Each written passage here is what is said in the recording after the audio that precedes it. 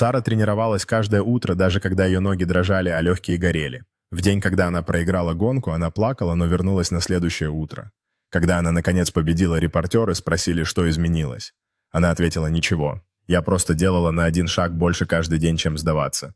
Рост негромкий. Он строится тихо, болезненно, последовательно».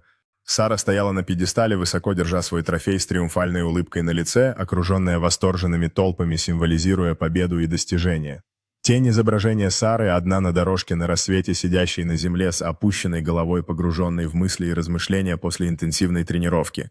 Сара бегает на закате, ее силуэт вырисовывается на фоне красочного неба, олицетворяя решимость и стойкость, когда она преодолевает очередной круг на дорожке.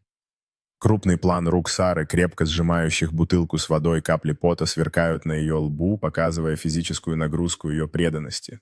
Сара тренируется на поле, залитом дождем, ее выражение лица полное решимости и сосредоточенности, когда она бежит по лужам, символизируя ее преданность, несмотря на погоду. Изображение Сары с ее тренером, обсуждающими стратегию у дорожки солнца, заходит за ними, подчеркивая отношения между наставником и учеником, основанные на доверии и трудолюбии.